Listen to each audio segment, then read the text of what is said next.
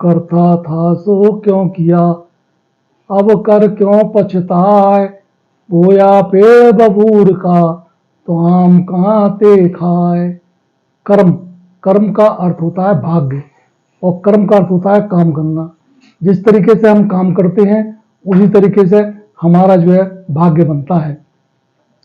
तुलसीदास ने बहुत अच्छा लिखा है, तुलसी काया खेत है, मनसा भयो किसान। पाप पुण्य दो बीज है, जैसे बोवे लोवान।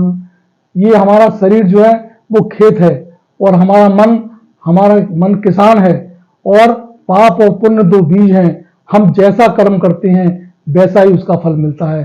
पाप बोएंगे पाप का फल मिलेगा, पुण्य बोएंगे पुण्य का फल मिलेगा, और जो कर्म हम करते हैं उसी के अनुसार हमारा भाग्य बनता है। कर्म ही पूजा है, वर्क इज वर्शिप। जैसे हम कर्म करते हैं वैसे हमारी पूजा को भगवान स्वीकार करते हैं। कर्म का हमें फल मिलता है, और पूजा के द्वारा हम भगवान को प्रसन्न करते हैं, तो भगवान की इच्छा है कि हमें वो फल दें या ना दें। लेकिन जब हम कर्म करेंगे तो हमें कर्म के बदले में फल जरूर मिलेंगे।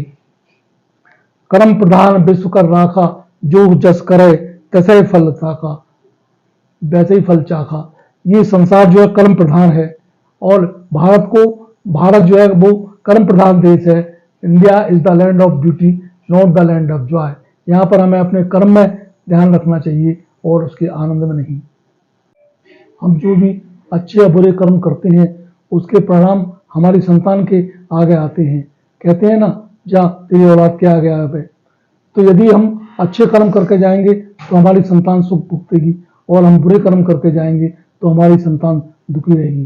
क्या आप चाहते हैं कि आपकी संतान दुखी हो?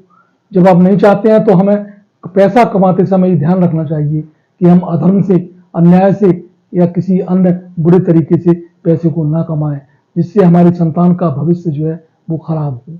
हमेशा पैसे को धर्म से, ईमानदारी से और मेहनत से कमाना चाहिए, जिससे कि आगे आने वाली पीढ़ियां उनको बरतें और सब सुखी हों।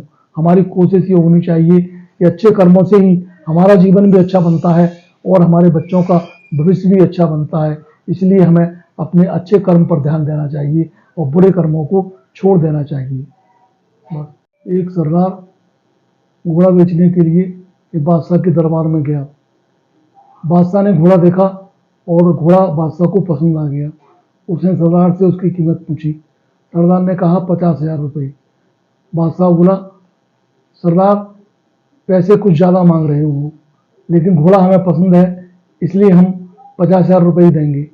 राजा ने 50,000 रुपये दिए। सरदार ने रुपये अपनी जेब में रखे और घोड़े की पीठ पर चढ़कर दरबार से बाहर हो गया। बादशाह ने उसे पकड़ने के लिए अपने सबसे अच्छे घोड़े भेजे, लेकिन कोई भी घोड़ा और घुड़सवार उसे पकड़ नहीं सका।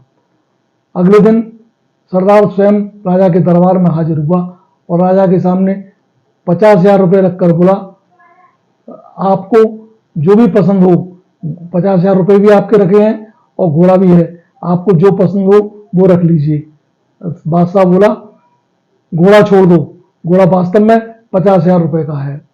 इस कहानी का मतलब ये है कि अपने अंदर हम ऐसे गुण पैदा करें जो दूसरों के लिए आवश्यकता पैदा करें, और उस आवश्यकता के बल पर हम जो है संसार में बहुत कुछ प्राप्त कर सकते हैं। धन्यवाद। जय हिंद।